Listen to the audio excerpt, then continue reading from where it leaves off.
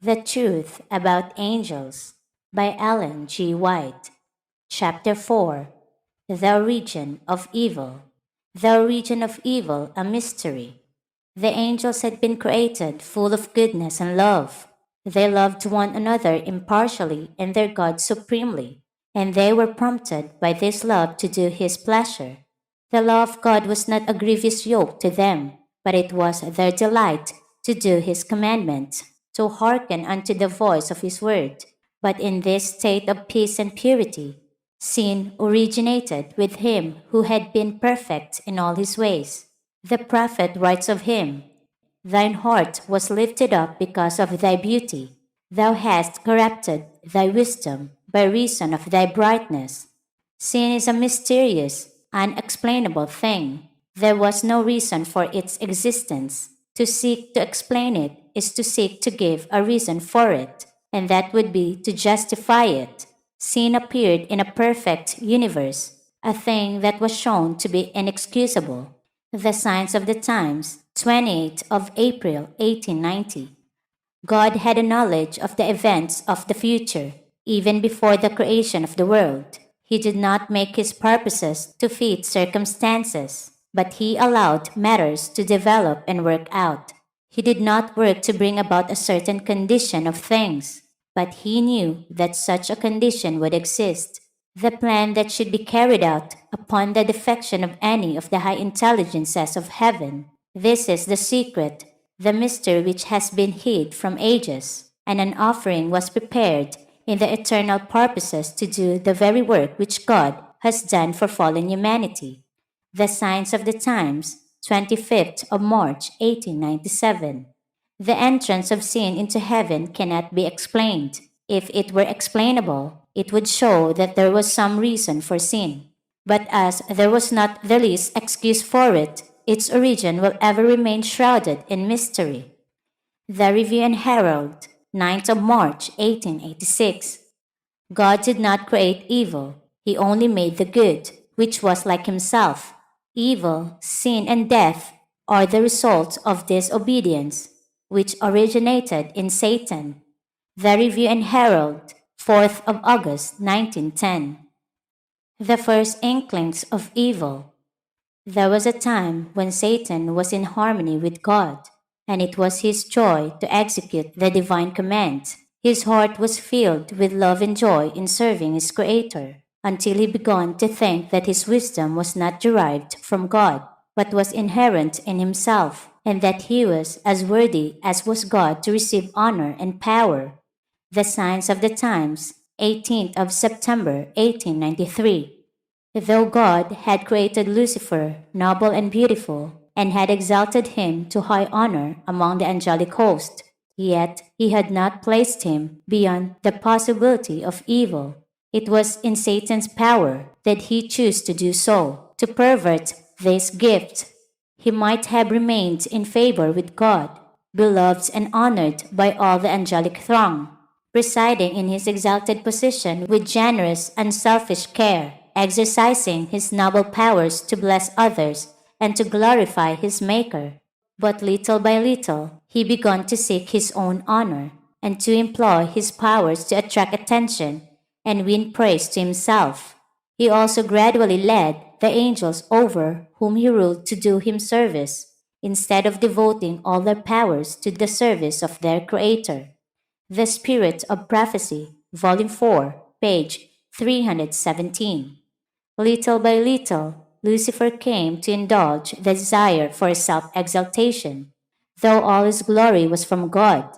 His mighty angel came to regard it as pertaining to himself. Patriarchs and Prophets, page 35. God sets forth Christ's true position. Before the great contest should open, all were to have a clear presentation of His God's will, whose wisdom and goodness were the spring of all their joy. The King of the universe summoned the heavenly host before Him, that in their presence He might set forth the true position of His Son, and show the relation He sustained to all created beings. Before He assembled inhabitants of heaven, the King declared that none but Christ, The only begotten of God could fully enter into his purposes, and to him it was committed to execute the mighty counsels of his will. Patriarchs and Prophets, page 36. The great Creator assembled the heavenly host that he might, in the presence of all the angels, confer a special honor upon his Son. The Son was seated on the throne with the Father, and the heavenly throng of holy angels was gathered around them. The Father then made known that it was ordained by himself that Christ, his Son, should be equal with himself, so that wherever was the presence of his Son, it was as his own presence. The word of the Son was to be obeyed as readily as the word of the Father. His Son he had invested with authority to command the heavenly host. Especially was his Son to work in union with himself in the anticipated creation of the earth. Satan was envious and jealous of Jesus Christ. Yet, when all the angels bowed to Jesus to acknowledge his supremacy and high authority and rightful rule, Satan bowed with them, but his heart was filled with envy and hatred. Christ had been taken into the special counsel of God in regard to his plans, while Satan was unacquainted with them. He did not understand, neither was he permitted to know the purposes of God. But Christ was acknowledged sovereign of heaven, his power and authority to be the same as that of God himself. Satan thought that he was himself a favorite in heaven among the angels. He had been highly exalted, but he aspired to the heights of God himself. He gloried in his loftiness. He knew that he was honored by the angels. He had a special mission to execute. He had been near the great Creator, and the ceaseless beams of glorious light enshrouding the eternal God had shone especially upon him. Satan thought how angel had obeyed his command with pleasurable alacrity. Were not his garments light and beautiful? Why should Christ thus be honored before himself?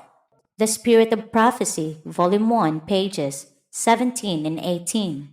The angels joyfully acknowledge the supremacy of Christ, and prostrating themselves before him, poured out their love and adoration. Lucifer bowed with them, but in his heart there was a strange, fierce conflict. Truth, justice, and loyalty were struggling against envy and jealousy. The influence of the holy angels seemed for a time to carry him with them, but again he was filled with pride in his own glory. His desire for supremacy returned, and envy of Christ once more indulged. Patriarchs and Prophets, pages 36 and 37. Lucifer begins his campaign against Christ. Satan began his work of rebellion with the angels under his command, seeking to diffuse among them the spirit of discontent, and he worked in so deceptive a way that many of the angels were won to his allegiance before his purposes were fully known. The Review and Herald, 28th of January, 1909. Satan had been ambitious for the more exalted honors which God had bestowed upon his Son. He became envious of Christ and represented to the angels who honored him as covering cherub that he had not the honor conferred upon him which his position demanded. The Review and Herald, 24th of February, 1874. By sly insinuations, by which he made it appear that Christ had assumed the place that belonged to himself, Lucifer sowed the seeds of doubt in the minds of many of the angels. The Educational Messenger, 11th of September, 1908.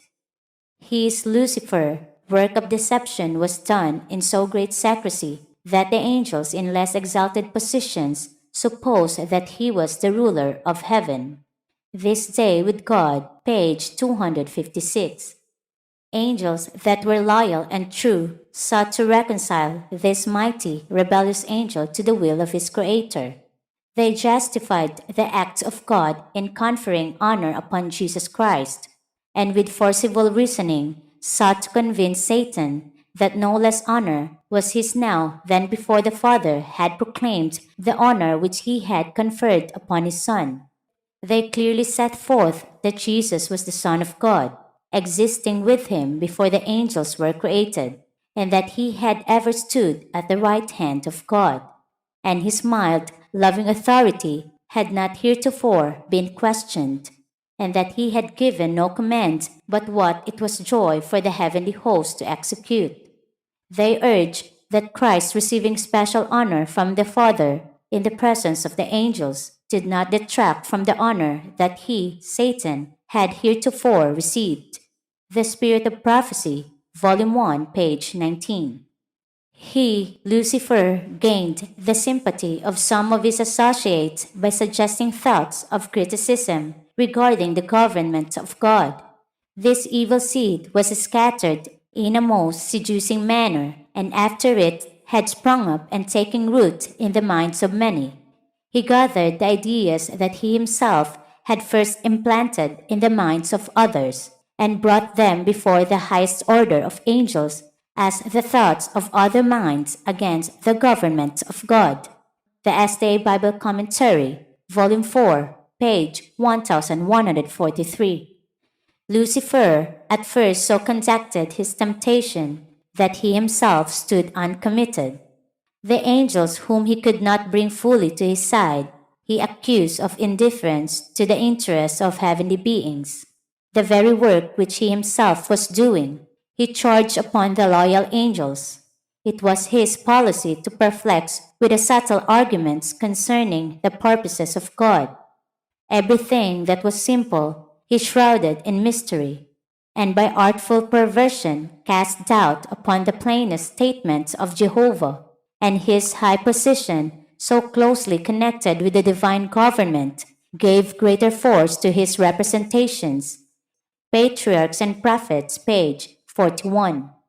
The very first effort of Satan to overthrow God's law, undertaken among the sinless inhabitants of heaven, seemed for a time to be crowned with success.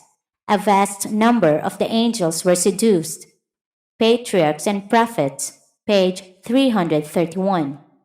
God's government included not only the inhabitants of heaven, but of all the created world, and Satan thought that if he could carry the intelligences of heaven with him in rebellion, he could also carry with him the other world. The Review and Herald, 9th of March, 1886. Here, for a time, Satan had the advantage, and he exulted in his arrogated superiority in this one respect to the angels of heaven and even to God himself. Lucifer had disguised himself in a cloak of falsehood, and for a time it was impossible to tear off the covering, so that the hideous deformity of his character could be seen. He must be left to reveal himself in his cruel, artful, wicked works. The Spirit of Prophecy, Volume 4, page 319. Lucifer is given time to develop his principles. God in his wisdom did not immediately thrust Satan out of heaven. This act would not have changed his principles and would only have strengthened his rebellion, for it would have created sympathy for him as one unjustly dealt with, and he would have carried a much larger number with him. He must be displaced and have time to more fully develop his principles. The Review and Herald, 9th of March, 1886. Satan complained of the supposed defects in the management of the heavenly things, and sought to fill the minds of the angels with his disaffection. Because he was not supreme, he sowed seeds of doubt and unbelief. Because he was not as God, he strove to instill into the minds of the angels his own envy and dissatisfaction. Thus the seeds of alienation were planted, afterward to be drawn out and presented before the heavenly courts as originating not with Satan but with the angels, so the deceiver would show that the angels thought as he did. That which Satan had instilled into the minds of the angels, a word here and a word there, opened the way for a long list of suppositions. In his artful way he drew expressions of doubt from them. Then, when he was interviewed, he accused those whom he had educated. He laid all the disaffection on the ones he had led. The Review and Herald, 7th of September 1897. He, Lucifer, began to insinuate doubts concerning the laws that governed heavenly beings, intimating that though laws might be necessary for the inhabitants of the world, angels, being more exalted, needed no such restraint, for their own wisdom was sufficient guide. Patriarchs and Prophets, page 37. Lucifer sought to abolish the law of God. He claimed that the unfallen intelligences of holy heaven had no need of law, but were capable of governing themselves and of preserving unspotted integrity. The Signs of the Times, 28th of April 1890. Even the loyal angels did not fully discern his Satan's character. This was why God did not at once destroy Satan. Had he done so, the holy angels would not have perceived the justice and love of God. A doubt of God's goodness would have been as evil seed that would yield the bitter fruit of sin and woe. Therefore, the author of evil was spared fully to develop his character. Christ's Object Lessons, page 72. The angels debate the issues. While some of the angels joined Satan in his rebellion, others reasoned with him to dissuade him from his purposes, contending for the honor and wisdom of God in giving authority to his Son. Satan urged for what reason was Christ endowed with unlimited power and such high command above himself. Spiritual Gifts, Volume 3, page 37. Satan refused to listen, and then he turned from the loyal and true angels, denouncing them as slaves. These angels, true to God, stood in amazement as they saw that Satan was successful in his efforts to excite rebellion. He promised them a new and better government than they then had, in which all would be freedom. Great numbers signified their purpose to accept Satan as their leader and chief commander. As he saw his advances were met with success, he flattered himself that he should yet have all the angels on his side, and that he would be equal with God himself, and his voice of authority would be heard in commanding the entire host of heaven. Again, the loyal angels warned Satan and assured him what must be the consequence if he persisted, that he who could create the angels could by his power overturn all their authority and terrible rebellion. To think that an angel should resist the law of God, which was as sacred as himself. They warned the rebellious to close their ears to Satan's deceptive reasonings and advised Satan and all who had been affected by him to go to God and confess their wrong for even admitting a thought of questioning his authority. The Spirit of Prophecy, Volume 1, page 20. Satan was artful in presenting his side of the question. As soon as he found that one position was seen in its true character, he changed it for another. Not so with God. He could work with only one class of weapons, truth and righteousness. Satan could use what God could not, crookedness and deceit. The Review and Herald, 9th of March, 1886. The underworking of Satan was so subtle that it could not be made to appear before the heavenly host as the thing that it really was. This condition of things had existed a long period of time before Satan was unmasked. The S.T.A. Bible Commentary, Volume 4, page 1143. God, in his great mercy, bore long with Lucifer. He was not immediately degraded from his exalted station when he first indulged the spirit of discontent, not even when he began to present his false claims before the loyal angels. Long was he retained in heaven. Again and again he was offered pardon on condition of repentance and submission. The Great Controversy, pages 495 and 496. The spirits of discontent and disaffection had never before been known in heaven. It was an element, strange, mysterious, unaccountable. Lucifer himself had not at first been acquainted with the real nature of his feelings. For a time he had feared to express the workings and imaginings of his mind. Yet he did not dismiss them.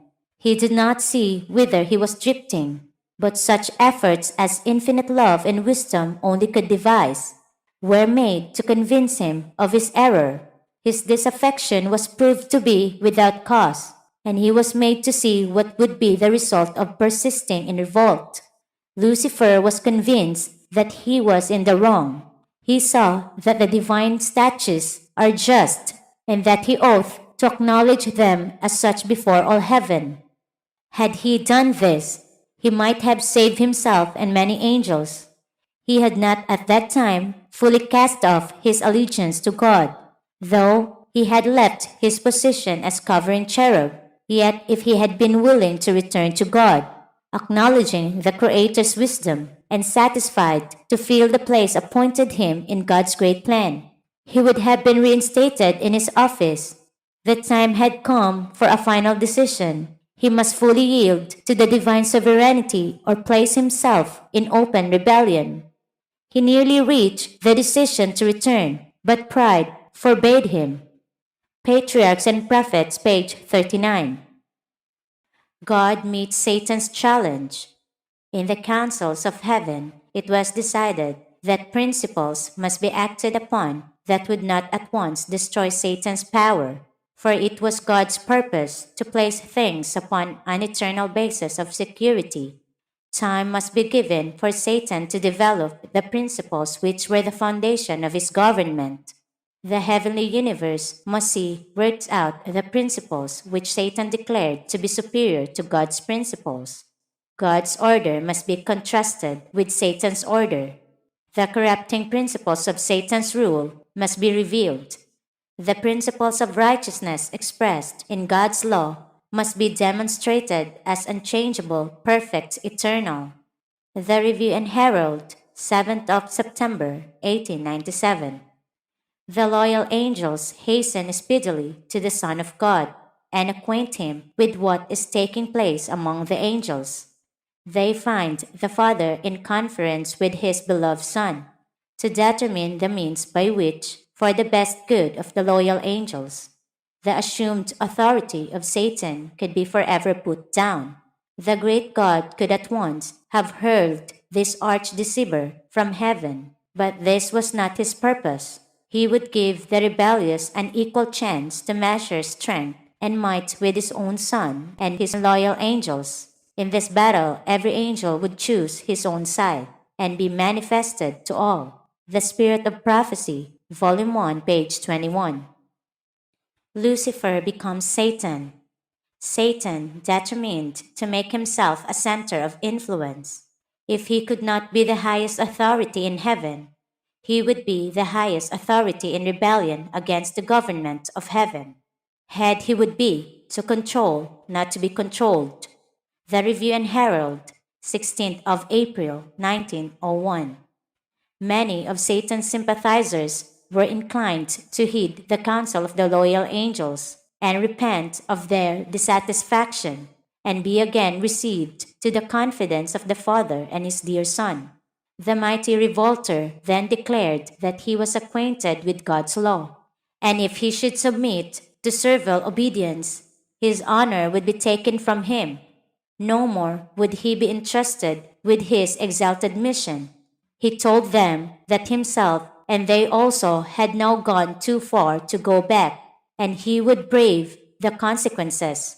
For to bow in servile worship to the Son of God he never would. That God would not forgive, and now they must assert their liberty and gain by force the position and authority which was not willingly accorded them. The Spirit of Prophecy, Volume 1, pages 20 and 21. So far as Satan himself was concerned, it was true that he had now gone too far to return, but not so with those who had been blinded by his deceptions. To them, the counsel and entreaties of the loyal angels opened a door of hope, and had they heeded the warning, they might have broken away from the snare of Satan. But pride, love for their leader, and the desire for unrestricted freedom were permitted to bear sway, and the pleadings of divine love and mercy were finally rejected. Patriarchs and Prophets, page 41. The angels appear before the Father. All the heavenly host were summoned to appear before the Father, to have each case determined. Satan unblushingly made known his dissatisfaction that Christ should be preferred before him. He stood up proudly and urged that he should be equal with God, and should be taken into conference with the Father and understand his purposes. God informed Satan that to his Son alone he would reveal his secret purposes, and he required all the family in heaven, even Satan, to yield him implicit, unquestioned obedience, but that he had proved himself unworthy a place in heaven. Then Satan exultingly pointed to his sympathizers, comprising nearly one half of all the angels, and exclaimed, "These are with me. Will you expel this also and make such a void in heaven?" He then declared that he was prepared to resist the authority of Christ and to defend his place in heaven by force and might, strength against strength. The Spirit of Prophecy, Volume 1, page 22. To the very close of the controversy in heaven, the great usurper continued to justify himself. When it was announced that with all his sympathizers he must be expelled from the abodes of bliss, then the rebel leader boldly avowed his contempt for the Creator's law. He reiterated his claim that angels needed no control, but should be left to follow their own will, which would ever guide them right. He denounced the divine statutes as a restriction of their liberty and declared that it was his purpose to secure the abolition of law, that freed from this restraint, the hosts of heaven might enter upon a more exalted, more glorious state of existence. With one accord, Satan and his hosts threw the blame of their rebellion wholly upon Christ, declaring that if they had not been reproved, they would never have rebelled. The Great Controversy, pages 499 and 500. The knowledge which Satan, as well as the angels who fell with him, had of the character of God, of his goodness, his mercy, wisdom, and excellent glory, made their guilt unpardonable. The Review and Herald, 24th of February, 1874.